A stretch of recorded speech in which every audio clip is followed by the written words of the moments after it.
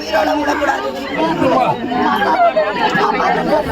அப்பாவி இளைஞரை வெட்டி போட்டுவிட்டு அப்படித்தான் செய்வேன், தன்னை எதுவுமே செய்ய முடியாது என்பதை போல அறிவாளையும் கையில் வைத்துக் கொண்டு செல்போனை பார்த்தபடியே மற்றொரு இளைஞர் சாவகாசமாக நடந்து போன இந்த காட்சியை பார்க்கும்போது நடுநடுங்கத்தான் செய்கிறது.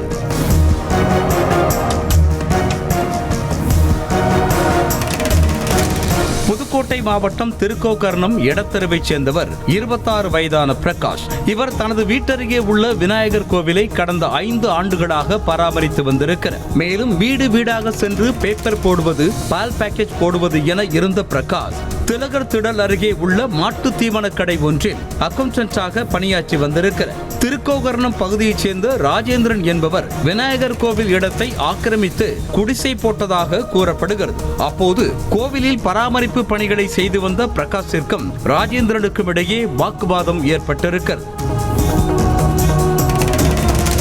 தனது தந்தையிடமே வாக்குவாதம் செய்வாயா என ஆத்திரமடைந்த ராஜேந்திரனின் மகன் பிரதீப் அறிவாரோடு பிரகாஷின் வீட்டிற்கு சென்று கொலை மிரட்டல் விடுத்ததாகவும், கடந்த 10 நாட்களாக பிரகாஷை வெட்டுவதற்காக கங்கணம் கட்டிக்கொண்டு அறிவாரோடு திரிந்ததாகவும் கூறப்படுகிறது.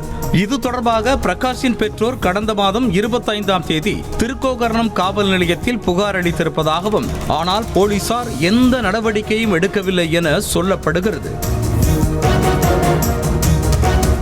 இந்த நிலையில் தனது கூட்டாளிகள் இருவரோடு பைக்கில் வந்த பிரதீப் மாட்டு தீவன கடையில் இருந்த பிரகாஷின் தலை மற்றும் கழுத்தில் அறிவாளால் சரமாரியாக வெட்டி கொலை செய்திருக்கிறார். கொலை செய்த பதற்றம் சிறிதும் இல்லாமல் பிரதீப் தனது செல்போனை பார்த்தபடியே நடந்து போனது காண்போரை கொலை நடுங்க வைத்தது.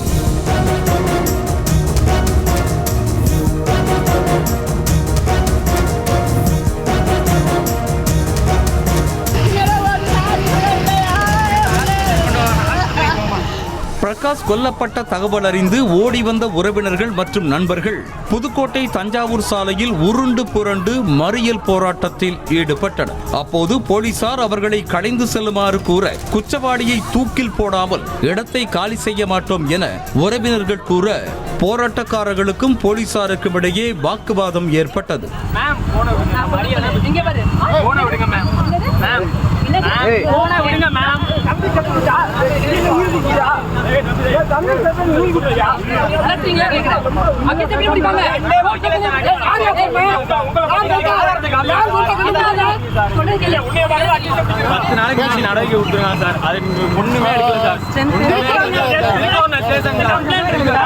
லஞ்சம் வாங்கியதால் தான் உயிருக்கு ஆபத்து இருப்பதாக பிரகாஷ் புகார் அளித்தும் போலீசார் நடவடிக்கை எடுக்கவில்லை என பெண்கள் கொந்தளிக்க, நீ பார்த்தாயா, உனக்கு தெரியுமா என டிஎஸ்பி ராகவியும் பதிலுக்கு கொந்தளிக்க அந்த இடமே பரபரப்பானது.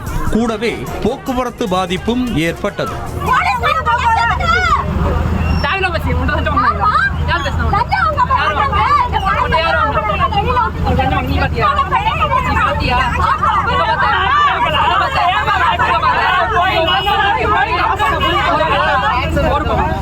என் பிள்ளை எந்த தப்பும் செய்யவில்லையே என அழுது புலம்பிய பிரகாஷின் தாய் தனது மகனை வெட்டாமல் விடமாட்டேன் என பிரதீப் மிரட்டியதாக 10 நாட்களுக்கு முன்பே போலீசில் புகார் அளித்தும் நடவடிக்கை எடுக்கவில்லை என்றும், போலீஸை நம்பி என் பிள்ளையை இழந்ததுதான் மிச்சம் என்றார். மக்கள் என்னை காப்பாற்றணும்னு நினைச்சுதானே இருந்தேன். பயலையெல்லாம் இருந்தாங்களே, நாங்க வெட்ட விட மாட்டோம், வெட்ட விட. என் பிள்ளை தப்பே செய்யலையே, என் பிள்ளை தப்பே செய்யலையே, சாமியை மட்டும் தான் கும்பிடுது. என் அண்ணன் சொன்னேன்.